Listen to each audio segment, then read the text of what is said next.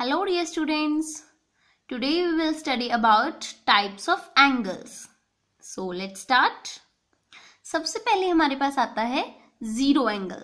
Zero angle कब होता है स्टूडेंट्स? जब ये लाइन यहाँ से शुरू हो और यहीं पे आके हम दोबारा इसको ड्रॉ कर दें, तब ये कौन सा एंगल बनाएगी? 0 डिग्री का एंगल बनाएगी. सो इस 0 डिग्री के एंगल को हम बोलते हैं जीरो एंगल. नेक्स्ट होता है हमारे पास राइट एंगल. राइट एंगल हम बोलते हैं 90 डिग्री के एंगल को. जैसे ये लाइन और ये वाली लाइन, ये दोनों 90 डिग्री का एंगल बना रही है. यहाँ पे ये एंगल हमारे पास 90 डिग्री का बन रहा है.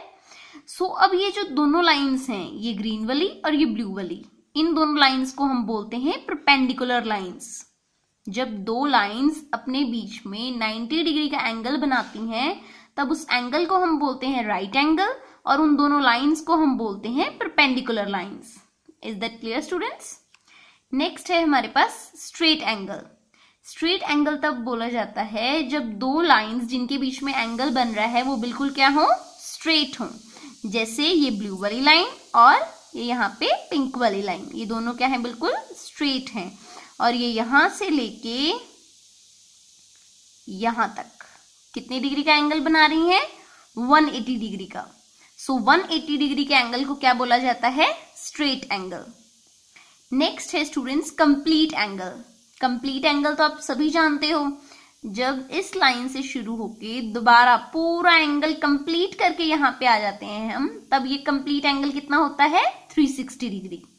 सो हम 360 डिग्री के एंगल को बोलते हैं complete angle. Is that clear students? Next है हमारे पास मार्जिन्स की. फर्स्ट है एक्यूट एंगल. एक्यूट एंगल की कोई फिक्स्ड डिग्री नहीं है कि हम जैसे 30 डिग्री के एंगल को एक्यूट एंगल बोलते हैं. नो, हमारे पास 0 डिग्री से लेके 90 डिग्री के बीच में जितने भी एंगल्स बनेंगे वो सारे क्या हैं? एक्यूट एंगल हैं. So the angle between 0 degree to 90 degree, उसी को हम क्या बोलेंगे? एक्यूट एंगल बोलेंगे. और नेक्स्ट है हमारे पास 90 डिग्री से लेके 80 डिग्री के अंदर जितने भी एंगल्स बनेंगे उनको हम बोलते हैं obtuse angle. Is that clear students? इसको हम बोलते हैं ऑब्ट्यूज एंगल. नेक्स्ट है हमारे पास 180 डिग्री से लेके 360 डिग्री तक, मींस यहां से लेके 360 तक जितने भी एंगल्स बनेंगे उनको हम बोलते हैं reflex angle. Is that clear students? So आपके पास क्या है? डिफरेंट डिफरेंट एंगल्स होंगे. आपने उनमें से चूज करना है कि ये जीरो एंगल है या राइट एंगल है या फिर ऑब्ट्यूज एंगल है या रिफ्लेक्स एंगल है. सो आप आइडेंटिफाई कर सकते हो easily. So let's start our exercise 5.3. ये आपने बुक पे ही सॉल्व करनी है.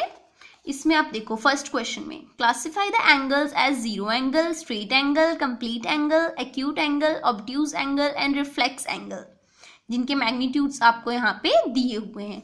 जैसे 65 डिग्री, 65 डिग्री 0 और 90 डिग्री के बीच में आता है ना. सो ये क्या है? एक एक्यूट एंगल है. 181 डिग्री, 180 से ज्यादा है ना. सो ये क्या है? एक रिफ्लेक्स एंगल है. अगर 180 डिग्री होता तो क्या होता? ये बन जाता फिर स्ट्रेट एंगल.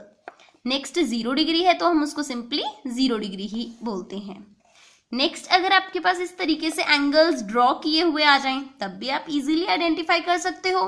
ये देखो, ये लाइन बिल्कुल यहां से शुरू हुई थी, यहीं पे फिनिश कर दी, तो ये कौन सा एंगल बन रहा है? Zero angle.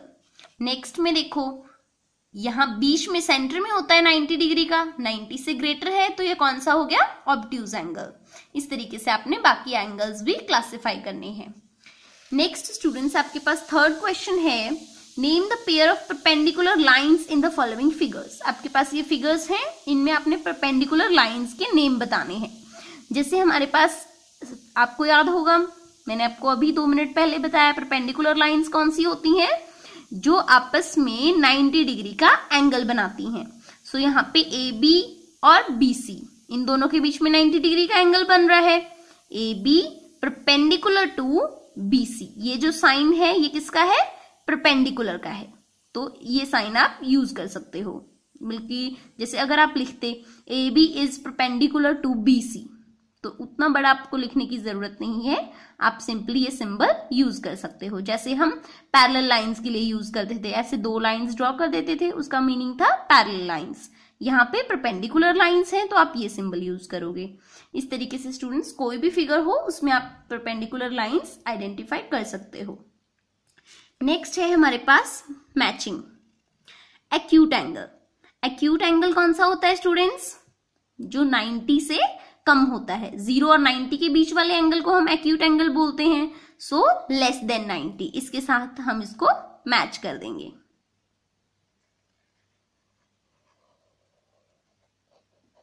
नेक्स्ट है हमारे पास ऑब्ट्यूज एंगल। ऑब्ट्यूज एंगल कौन सा होता है? जो 90 और 180 के बीच में होता है। So greater than 90 and less than 180। सो इसको आप ई के साथ मैच करोगे।